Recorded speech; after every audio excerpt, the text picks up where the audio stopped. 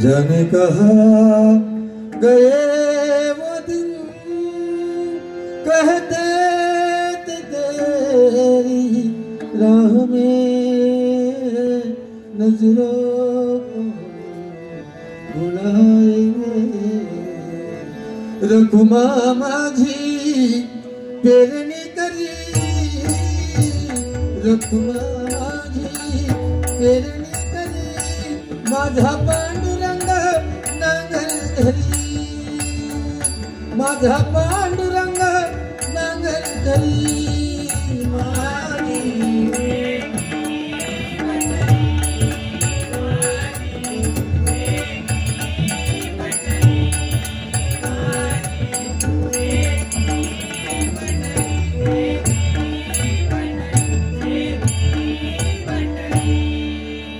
गुरुदत्ताच्या चरणी दत्त नामाच्या कीर्तनी गुरुदत्ताच्या चरणी दत्त नामाच्या कीर्तनी गुरु भक्तीचा मन लागो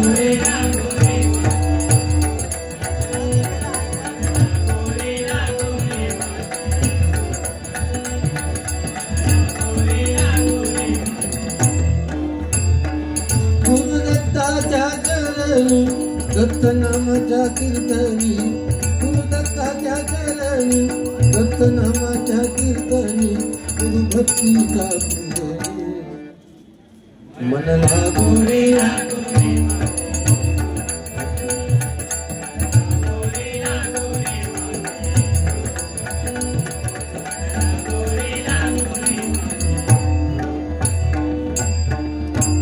नमो एकदंता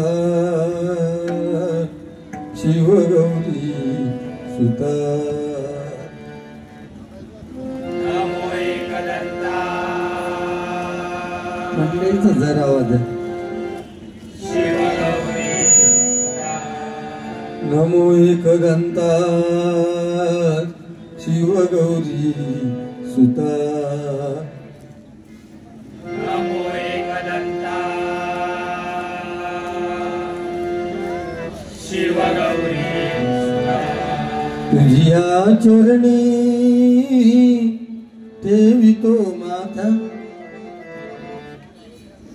तुझ्या चरणी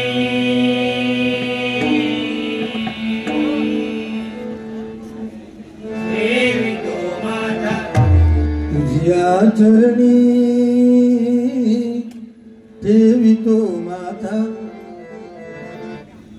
तुझ्या चरणी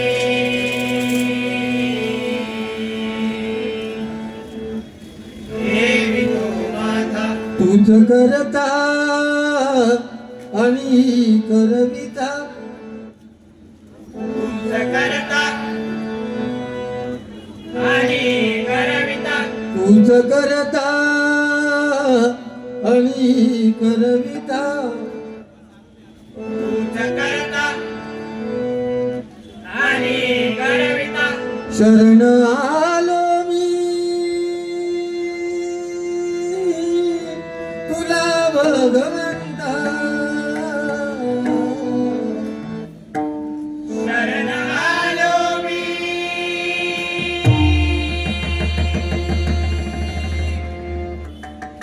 तुला भगवंता गौर रूप हे तुझे पाहता गौर रूप हे तुझे पाहता गौर रूप हे तुझे पाहता गौर रूप हे तुझे सौख्य लाभू दे अमुच्या सौख्य लाभू दे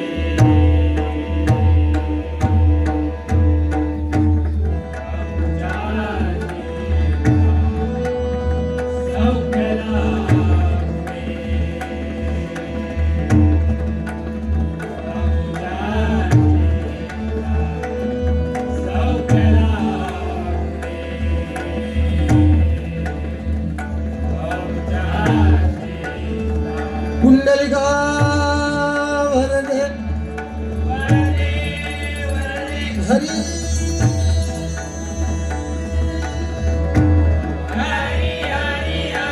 विठ्ठल श्री ज्ञानदेव तुकाराम श्री पंढरीनाथ विघ्न हरता गणपती गजा पवन पुत्र हनुमान ग्राम देवता देवी साती कुलदेवता व्यानमाता भवानी रंग देवता श्री सत्यनारायण हर हर हर हर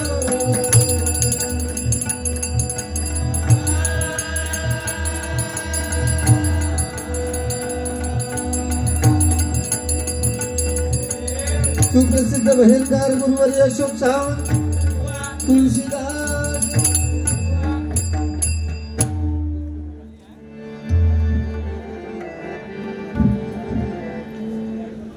येत आहे का ना बरोबर म्हणजे पेटीचा वगैरे जास्त येत नाही आत्महत्या त्या शोधा झाला बरं एक मला सांगा आयोजकांनी की तो येणार आहे का नक्की की मी एकटाच येणार ना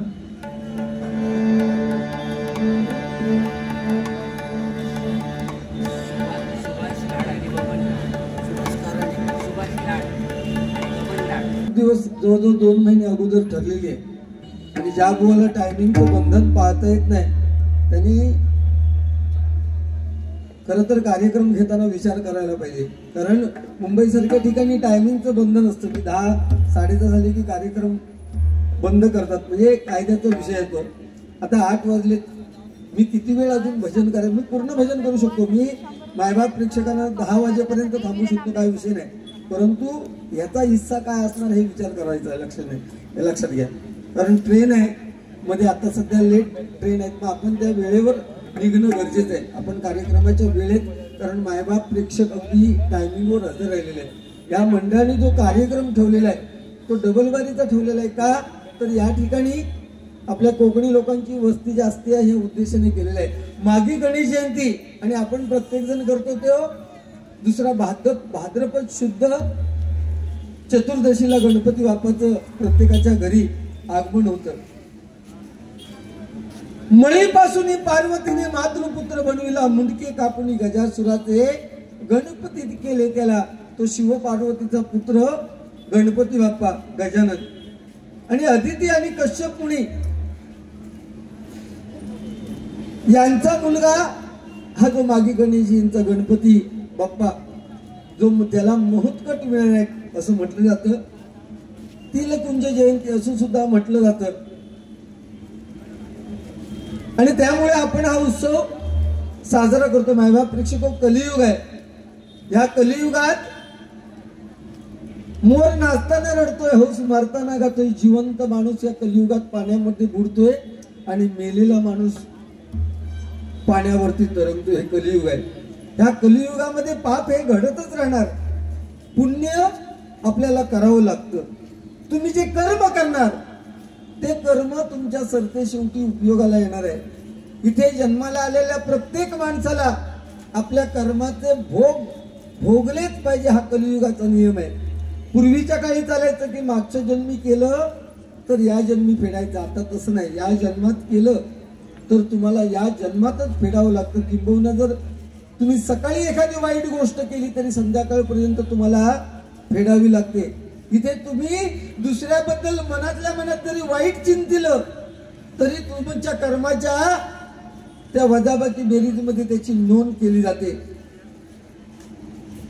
आपण वयोवृद्ध जेव्हा व्हाल, मरणाच्या उंबरठ्यावर असाल, त्यावेळेस आपण जे जे काय उद्योग केले त्याचा चित्रपट आपल्या डोळ्यासमोर येतो. म्हणूनच तर प्रभू रामाचा बाप दशरथ राजा याने सुद्धा मरणाच्या उंबरठ्यावर असताना मोठ्याने किंकाळी मारली होती. का किंकाळी मारली होती?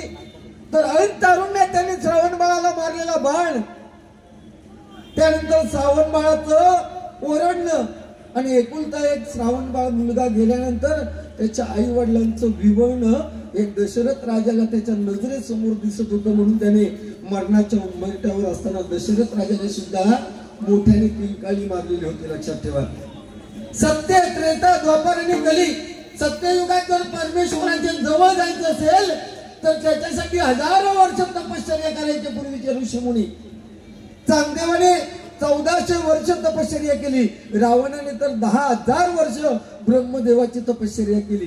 हजारो वर्ष तपश्चर्या केल्यानंतर कुठेतरी परमेश्वराची प्राप्ती झाली. त्यानंतर आलं त्रेतायुग. या त्रेतायुगात जेवढं तुम्ही होम हवन मोठमोठे यज्ञ कराल तेवढं परमेश्वराच्या जवळ जायचा मार्ग होता. त्यानंतर आलं द्वापार युग. या द्वापार युगात पूजेला आणि अर्चनेला महत्व आलं. जेवढी तुम्ही जास्त वेळ पूजा कराल, परमेश्वराची अर्चना कराल, तेवढा परमेश्वर तुम्हाला जवळ नक्की भेटेल. आणि आता हे कलियुग आहे. ह्या कलियुगात तयारायचं असेल तर जास्तीत जास्त तुम्ही नामस्मरण केलं पाहिजे, तरच त्या परमेश्वराच्या चरणापर्यंत लीन होणार. 84 लक्ष योनीनंतर 84 दशलक्ष योनीनंतर आपल्याला जर मनुष्याचा देह मिळालाय तर आपल्याला ज्यांच्यामुळे जन्म दिलाय ते आपले आई वडील, यांच्या डोळ्यात शेवटपर्यंत अश्रू येऊ देऊ नका. म्हणजे आपल्या आयुष्यात कधी दुःख येणार नाही. लक्षात घ्या. आपले आई वडील आपल्यासाठी किती काबाड कष्ट करतात आणि हेच भजनाच्या माध्यमातून आपण देण्याचं काम करतो. आपल्याला आपल्या माणसाची किंमत जवळ असताना नाही कळत. रामायण मुळे त्याच्यामुळेच घडलंय. रामायण, महाभारत, भगवद्गीता ही आपली काव्य आहेत, आपला साठा आहे आणि त्याच्यावरती आपला हिंदू धर्म स्थिरावलेला आहे. लक्षात घ्या. रामायण काय शिकवतं, महाभारत काय शिकवतं, भागवत काय शिकवतं. रामायण काय शिकवतं तर काय करावं हे रामायण शिकवतं. महाभारत काय शिकवतं, काय करू नये हे महाभारत शिकवतं. आणि भागवत जीवन कसं जगावं हे शिकवतंय. जगाचा मालक सोबत असताना प्रभू राम, जगाचा मालक सीतामाई बरोबर असताना सुद्धा मुठभर सोनं असलेल्या हरणाचा मोह सीते मातेला झाला. जगाचा मालक सोबत असताना कशाची कमी नव्हती. म्हणून काय म्हणतोय, मुठभर सोनं असलेल्या हरणाचा मोह सीते मातेला झाला. आणि अख्खी लंका सोन्याची असताना प्रभू रामाची किंमत सोन्यापेक्षा जास्त आहे केव्हा कळालं, रावणाच्या तावडीत गेल्यानंतर कळालं. तशी आपले विषय आहे. लक्षात घ्या. आपल्याला आपल्या माणसाची किंमत कळत नाही. आपण कर्म जे करणार ते आपल्या मागे आपल्या मुलांसाठी त्याचा ठेवायला होणार. लक्षात घ्या. म्हणून रस्त्याने चालताना असं चाललं पाहिजे की समोरच्या माणसाने राम राम ठोकला पाहिजे आणि मेल्यानंतर असं मेलं पाहिजे की आपला मुलगा जर पुढे माडके होऊन लागला आणि त्याने मागे वळून बघितलं तर त्याच्या प्रेताला, त्याच्या वडिलांच्या प्रेताला आलेल्या माणसांच्या डोळ्यात कुठेतरी अश्रू दिसले पाहिजे तर जगून फायदा. लक्षात घ्या. परंतु सिंधुताई सपकाळ अनाथांची माय त्यांनी काय सांगितलं, या महाराष्ट्रात जर तुमचं नाव व्हायचं असेल तर अगोदर तुम्हाला मरावं लागतं तर तुमचं नाव होतं. जवळ असेपर्यंत आपल्या लोकांची किंमत कोणाला कळत नाही. लता दिदी ज्यांनी 50,000 पेक्षा वेगवेगळ्या भाषांमध्ये गाणी गायली, त्यांचं एक गाणं आहे बघा.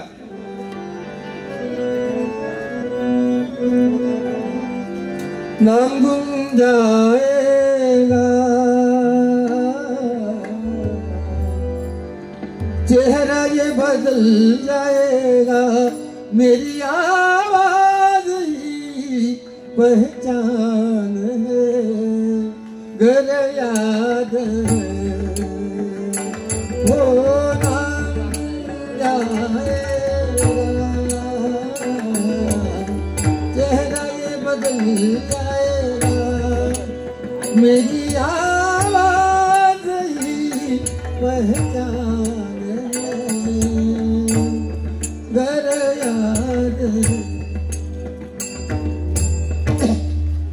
आपलं भजन म्हणजे राम कृष्ण हरी या मंत्रावर अवलंबून आहे. प्रत्येक बुवा सांगत असतात की रामाचा आचार, कृष्णाचा विचार आणि हरीचा उच्चार. राम, मी प्रत्येक घटना सांगतो, राम हा शब्द उच्चारायला मायबापेक्षा सोपा आहे. राम तुम्हाला समजायला सोपा आहे. राम हा शब्द लिहायला सोपा आहे. परंतु कृष्ण, ज्याचं प्रत्येक अक्षर जोडाक्षर आहे, तो कृष्ण जेवढा उच्चारायला कठीण आहे तेवढाच लिहायला कठीण आहे, तेवढाच तुम्हाला समजायला कठीण आहे. 18 दिवसाच्या महाभारताच्या युद्धामध्ये अर्जुनाच्या रथाचा सारथी श्रीकृष्ण झाला. भांडण कोणाचं होतं? सख्खे चुलत भाऊ, म्हणजे 5 पांडव आणि 101 कौरव. 5पैकी एकालाही धक्का लावू दिला नाही आणि 100पैकी एका काही शिल्लक ठेवू नाही. तो श्रीकृष्ण आहे, लक्षात घ्या. आणि तो श्रीकृष्ण आपल्याला समजायला पाहिजे. ज्या श्रीकृष्णाला ती छोटीशी बासरी उचलायला 2 हाताचा आधार घ्यावा लागतो, त्या श्रीकृष्णाने आपल्या करंगळीवरती अख्खा गोवर्धन पर्वत उचलून घेतला. काय त्या लीला परमेश्वराची, काय त्या मागचा हेतू. शब्दाला किंमत, आता शब्दाला किंमत कोण देत नाही. आता समोरच्या व्यक्तीला सुद्धा रिस्पेक्ट कोण देत नाही. आता बापाचं आणि मुलाचं नातं संपलेलं आहे, आईचं आणि मुलीचं नातं संपलेलं आहे, भावाचं आणि बहिणीचं नातं संपलेलं आहे. नाती सगळी संपलेली आहे. त्याला एकमेव कारण म्हणजे 7-8 इंची जो मोबाईल आहे ना, त्या मोबाईलचा झालेला अतिरेक आहे, लक्षात घ्या. आणि तो अतिरेक एवढा झालाय की ही नाती सगळी संपुष्टात आलेली. आज कोणाला कोण रिस्पेक्ट देत नाही. पूर्वीच्या काळी समोरून जर एखादे वयस्कर गृहस्थ आले तर आपण नमस्कार करायचो, काय काका कुठे चाललात. आणि आता समोरून वयस्कर माणूस आला तर त्याच्या पुढ्यात एखादा तरुण विमलची पुडी फोडतो, एका हातात हलवतो, सांगतो काका कल्ल काही म्हणून सांगतो. ही आजची परिस्थिती आहे. पूर्वीचा काळ आठवा. चाकरमानी इकडे असायचे, ते गावी गेले की 1-1 महिना राहायचे. एक चाकरमानी गावी जाऊन जेव्हा निघायचा तेव्हा एसटी स्टँडवर पोचवायला त्याला घरातली 10 माणसं 10 बोजा घेऊन जायची. ही परिस्थिती होती. आणि एसटी निघाली मुंबईकडे की तो चाकरमानी मुंबईला निघालेला तो पण रडत बसायचा. आणि जी पोचवायला माणसं आलेली असं होती ती मुंबईला तो चाकरमानी पोचेपर्यंत घरी रडत होती. हा विषय आहे. आणि आता स्मशानात एखाद्याच्या माहिताला गेलो तरी मोबाईल कोणतरी वाटता ढेंगटांग टिंग टिंगटांग टिंगटांग. ही परिस्थिती आहे, लक्षात घ्या. एक साधं अश्रू सुद्धा डोळ्यातून बाहेर पडत नाही. ही परिस्थिती आहे. म्हणून सुरुवातीला ज्या प्रभुरामाची प्राणप्रतिष्ठापना अयोध्येमध्ये 22 जानेवारीला 500 वर्ष आपल्याला ताटकळत राहावं लागलं. त्या प्रभुरामाची प्राणप्रतिष्ठापना अयोध्येमध्ये झाली. आपण किती भाग्यवान आहोत, लक्षात द्या. ही प्राणप्रतिष्ठापना येनकेन प्रकारे बघण्याचं भाग्य आपल्याला मिळालं म्हणून आपण भाग्यवान आहोत, लक्षात घ्या. म्हणून त्या प्रभुरामाच्या गाण्याने सुरुवात करतोय.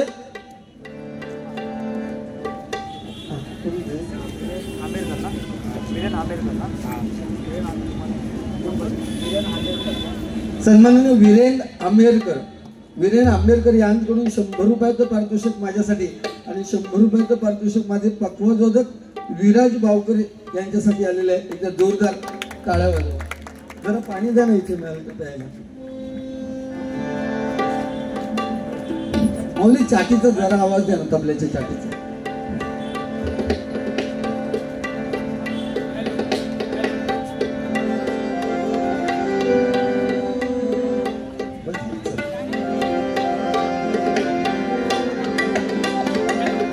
श्री राम जानकी बैठे हैं मेरे सीने, श्री राम जानकी बैठे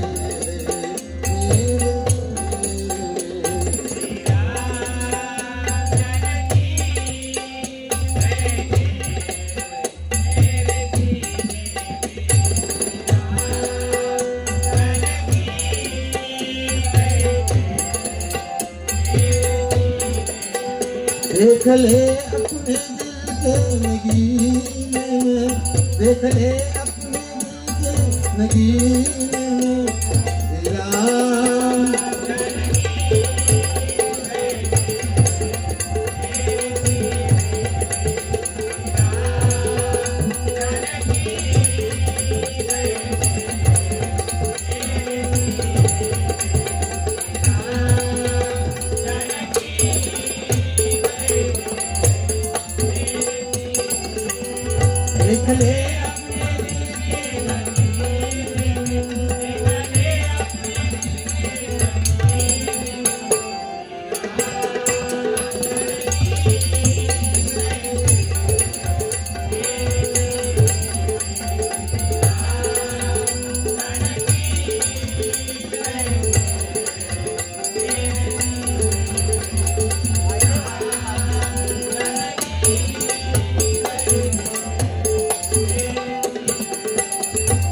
कीर्ती ना वैभव ना यश चाहिए, मुख कीर्ती ना वैभव ना यश चाहिए।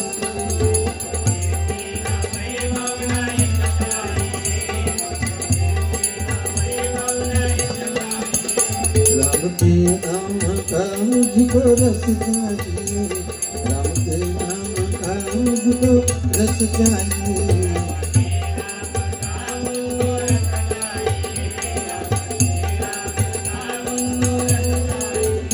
सुख मिले ऐसे हमको पीने में, सुख मिले ऐसे, सुख मिले ऐसे, सुख मिले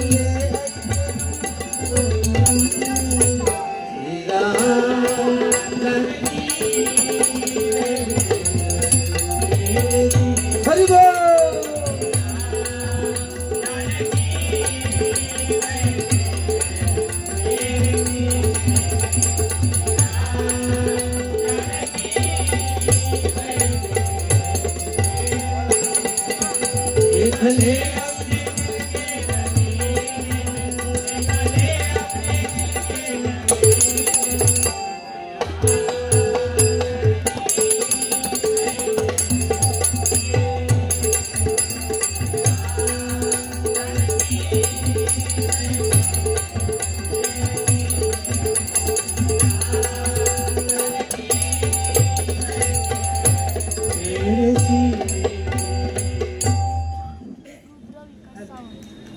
धन्यवाद.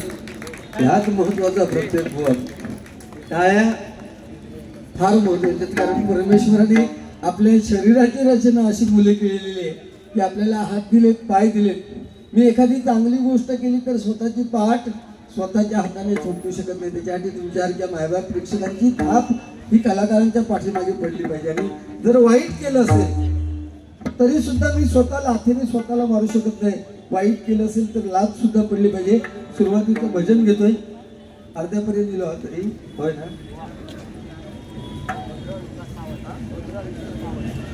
सन्माननीय रुद्र विकास सावंत यांच्याकडून माझ्यासाठी हे 100 रुपयाचं पारितोषिक आलेल्या मंडळाच्या वतीने स्वागत करतोय आणि या बक्षिसाचा स्वीकार करतोय. त्याचप्रमाणे सन्माननीय राजू सरंगले यांच्याकडून माझ्यासाठी 200 रुपयाचं पारितोषिक आणि विराज बावकर माझे पाखवत होते यांच्यासाठी 200 रुपयाचं पारितोषिक आलेल्या मंडळाच्या वतीने स्वागत करतोय. त्यांच्या मनातील इच्छा पूर्ण होत असं ईश्वरचरणी प्रार्थना करतो. धन्यवाद.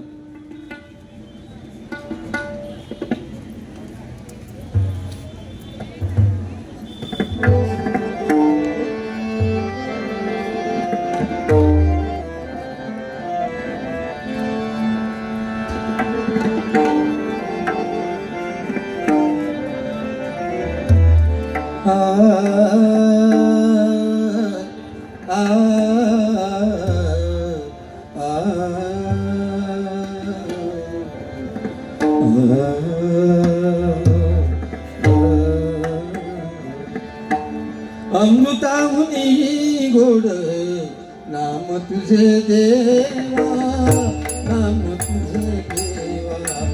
अमृताहुनी गोड नाम तुझे देवा, नाम तुझे देवा. मन माझे केशवा, मन माझे केशवा. कामान गे, कामान गे.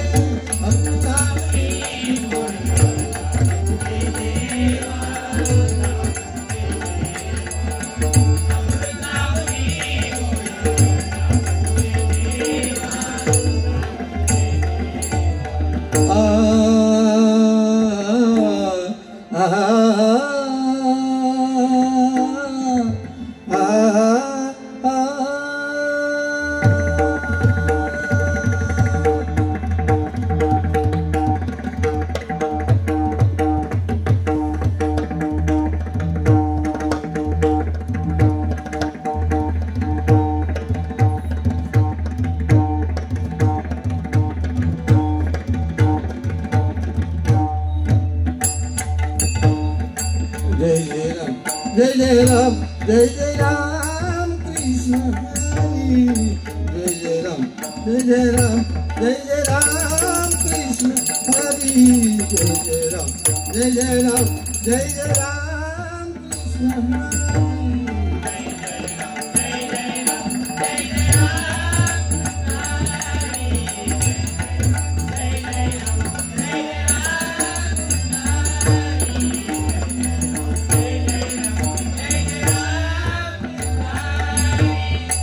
राम कृष्ण हरी जय जय राम कृष्ण हरी राम कृष्ण हरी जय जय राम कृष्ण हरी जय जय राम कृष्ण हरी राम कृष्ण हरी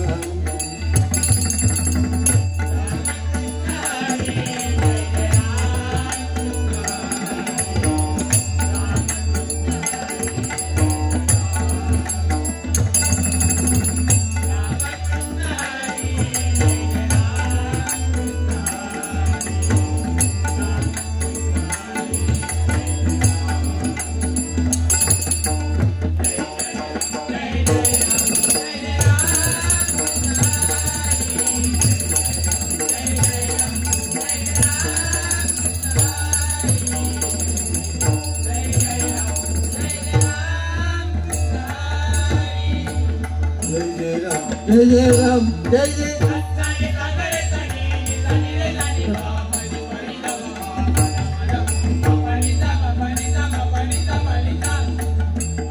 मी होते बघा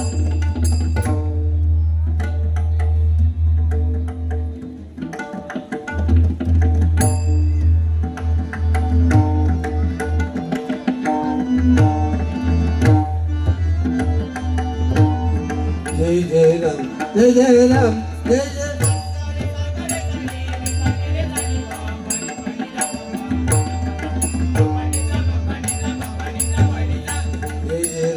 जय जय राम जय जय सागम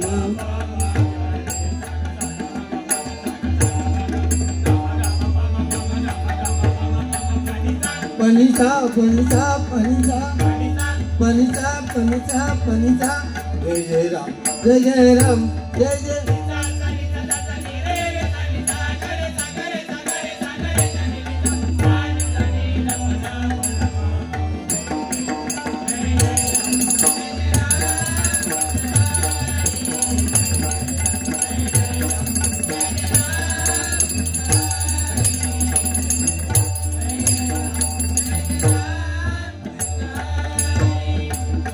सावळे राम कृष्ण हरी मुरारी सावळे राम कृष्ण हरी मुरारी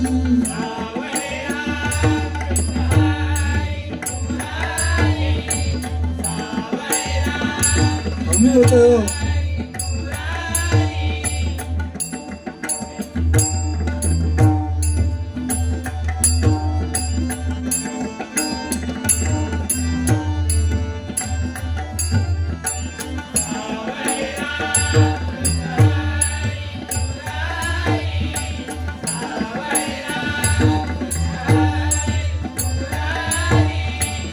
गोवर्धन गिरिधारी मुरारी गोवर्धन गिरिधारी मुरारी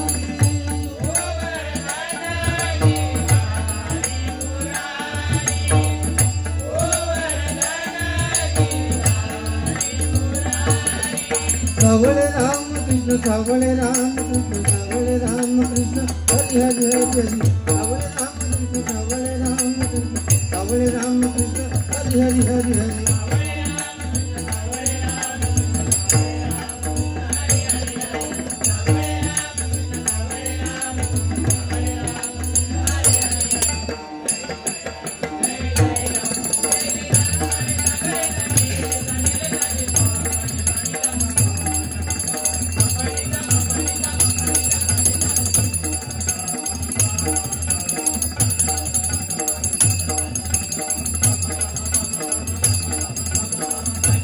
पनिता पनिता पनिता पनिता पनिता पनिता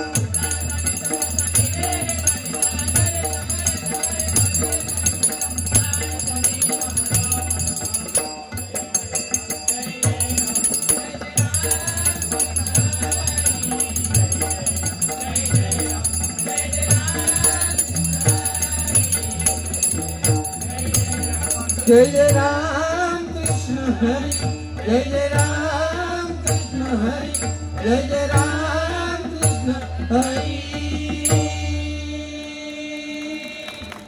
मागे एक ऐकायला बरोबर.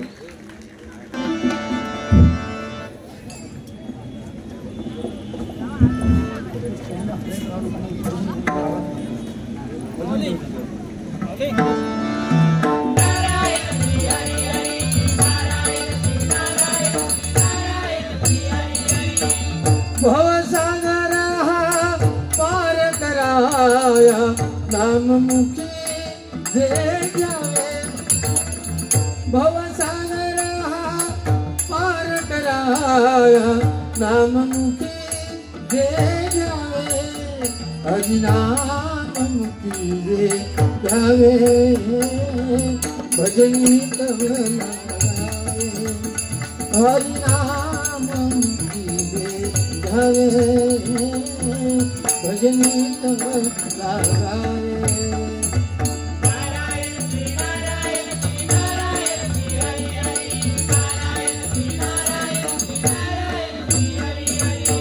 नाम संकीर्तन साधन पैसोके.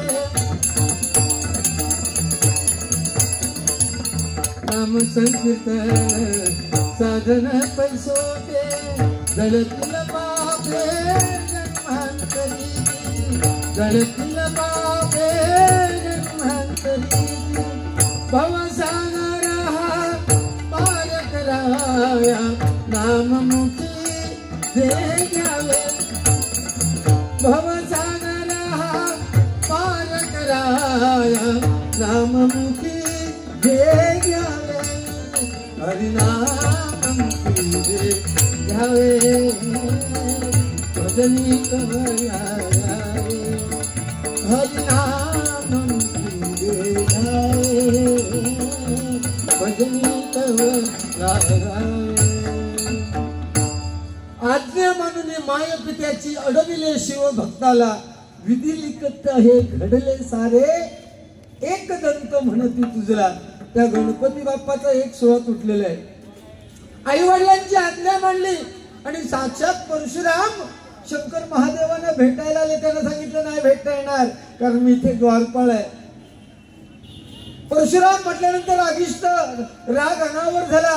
घनघोर असं दोघांचं युद्ध झालं आणि परशुरामाने जो परशु आपल्या हातातला फेकला तो गणपती बाप्पाने आपल्या त्या सुळ्यावरती घेतला. म्हणून गणपती बाप्पाचा एक सुळा हा तुटलेला आहे. हे विषय आपण आपल्या लहान मुलांना सांगितलं पाहिजे. आता जो कुंभमेळा चालू आहे, महाकुंभमेळा, तो प्रयागराज मध्ये चालू आहे.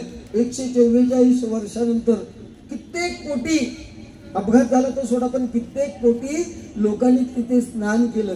4 ठिकाणी केला जातो कुंभमेळा. का तर समुद्र मंथनातून जे अमृत निघालं ते देव आणि दानव यांच्यात भांडणं झाली की देव म्हणाले आमच्या वाट्याला पाहिजे आणि राक्षस दानव म्हणाले आमच्या वाट्याला पाहिजे. जयंत नावाच्या गंधर्वाने एका कावळ्याचं रूप घेतला आणि तो कलश पुढे पुढे घेऊन पळत होता आणि त्याच्या मागे दानव लागले. तो कलश जिथे जिथे हल्ला 4 ठिकाणी थेंब पृथ्वी तलावर पडले. उज्जैन, हरिद्वार, प्रयागराज आणि 4था नाशिकला. त्या ठिकाणी हे कुंभमेळे होतात. आणि त्या कावळ्याने तो चोचीतून कलश नेताना त्याने सुद्धा जरासा चाखला. म्हणून बघा कावळा कधीच तुम्हाला स्वतःहून मरताना कधी दिसणार नाही. अपघाताने ऍक्सिडेंटली जर कुठे तुम्हाला कावळा मरताना दिसला तर नाही तर कावळा कधीच तुम्हाला दिसत नाही. हे त्याच्या मागचं खरं कारण आहे, लक्षात घ्या.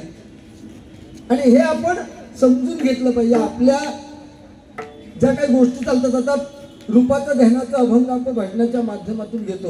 प्रत्येकाला माहिती आहे की पांडुरंगाच्या रूपाच्या ध्यानाचा अभंग का घेतोय तर त्या पांडुरंगासाठी घेतोय. पांडुरंग 28 युग विठेवरती उभा राहिलाय. असं कोण म्हणत नाही की बाबा 30 युग 32 युग असं कोण म्हणत नाही. 28 युग, 4 वेद, 6 शास्त्रे, 18 पुराणे अशी 28 युग तो पांडुरंग विठेवर कोणाची वाट बघतोय तर आपला प्रिय भक्त पुंडलिकाची वाट बघतोय. कोण पुंडलिक आई बापाच्या गळ्यात दोरी टाकून बायकोला खांद्यावरती घेऊन फिरणारा पुंडलिक, त्याला आई वडिलांची महती कळल्यानंतर आई वडिलांच्या सेवेमध्ये एवढा गर्क झालाय की साक्षात पांडुरंग भेटीला आले, त्याच्या दिशेने वीट फेकली आणि पांडुरंगाला तिथे उभं केलंय. मायबाप प्रेक्षक, ज्या दिवशी पुंडलिक पांडुरंगाला भेटेल त्या दिवशी पांडुरंग आपल्याला विटेवर दिसणार नाही. एक वेळ पांडुरंग आपला पंढरपुरात विटेवर दिसात, पण समीर कदम तुमका पेटीवर दिसतो नाही, लक्षात घ्या. ह्यो कलियुगातला समीर कदम. वेळेचं भान प्रत्येकाला कळलं पाहिजे ना. वेळेला महत्व आहे. एका वर्षाचं महत्व वर्षभर अभ्यास करून नापास झालेल्या विद्यार्थ्याला विचारा, म्हणजे एका वर्षाचं महत्व कळेल. एका महिन्याचं महत्व 9 महिने गरोदर असलेल्या महिलेला विचारा, म्हणजे तुम्हाला एका महिन्याचं महत्व कळेल. एका दिवसाचं महत्व 500 रुपये 600 रुपये रोजंदारीला कामावर जाणाऱ्या त्या कामगाराला विचारा, म्हणजे एका दिवसाचं महत्व कळेल. एका तासाचं महत्व तासन-तास एसटीची वाट बघणाऱ्या यात्रेकरूला विचारा, म्हणजे एका तासाचं महत्व कळेल. एका मिनिटाचं महत्व, तुम्ही मुंबईला राहणारे लोक आहात, एका मिनिटाचं महत्व कामावर जाताना ट्रेन चुकलेल्या कर्मचाऱ्याला विचारा, म्हणजे एका मिनिटाचं महत्व कळेल. आणि एका सेकंदाचं महत्व ऑलिम्पिक मध्ये धावणाऱ्या धावपटूला विचारा, म्हणजे तुम्हाला त्या एका सेकंदाचं महत्व कळेल. आणि ज्याला वेळ कळला नाही त्याला काहीच कळलं नाही, लक्षात घ्या. काही गेलो ये ये ये ये आहा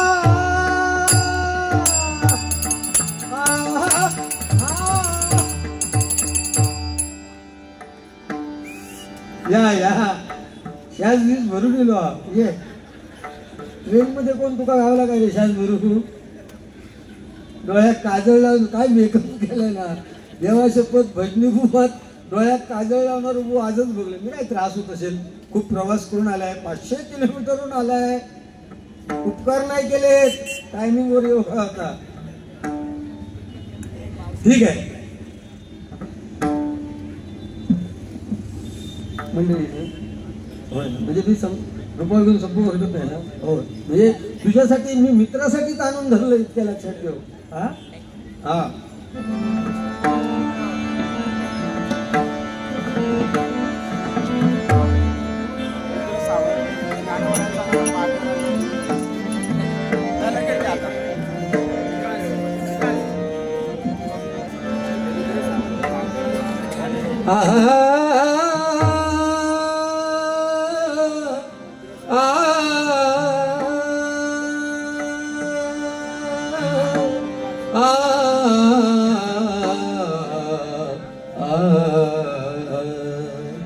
रूप दावी कारे आता, रूप दावी कारे आता,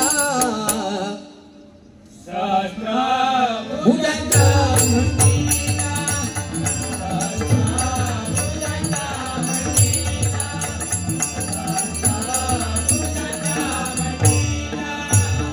रूप दावी कारे आता,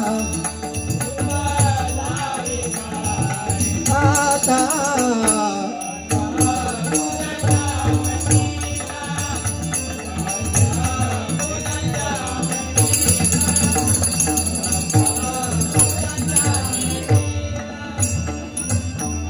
सकळी कांते समाधान, सकळी कांते समाधान,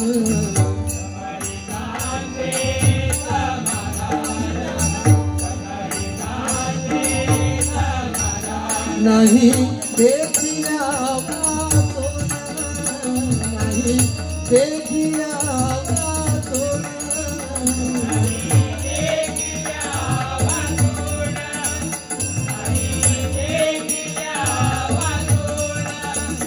रूप गावी विकारे आता रूप विकारे आता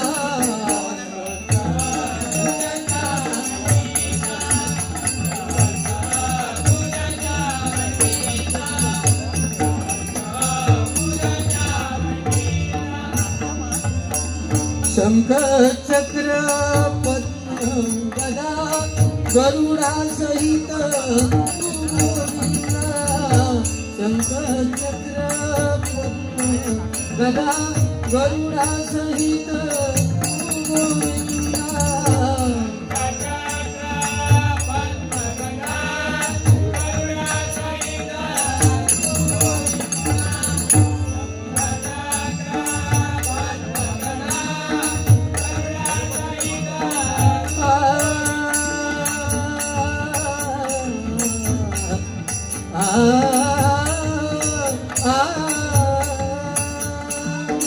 पहिलं तुझे ठाऊक कथाय शकून गे माई सांगताय पहिलं तुझे ठाऊक कथाय उडवडे काऊ तुझे पुण्यात म्हणून भाऊ उडवडे काऊ तुझे पुण्यात म्हणून भाऊ पाहुणे पंढरीराव पाहुणे पंढरीराव घरात जाती पहिलं तुझे खाऊ कथाय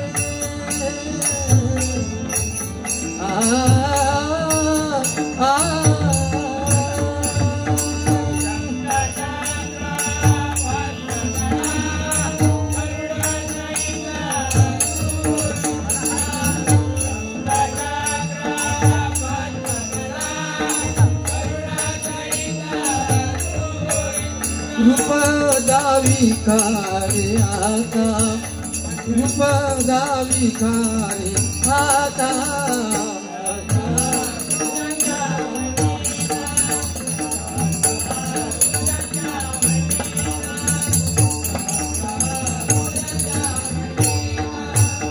ओहो तुका म्हणे कान्हा ओहो तुका म्हणे कान्हा नाम तुझे बनेगा शंकरा नाम तुझे बनेगा शंकरा नाम तुझे बनेगा शंकरा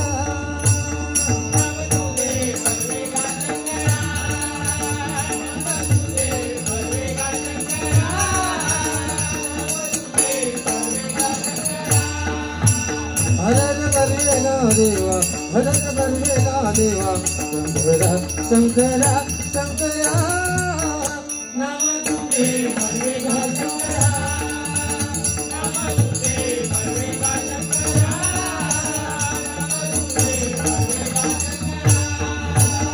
अहो तुका म्हणे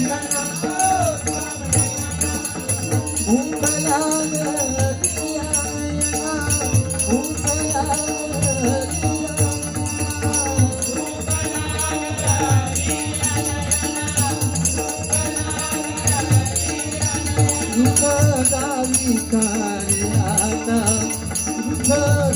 विकारे आता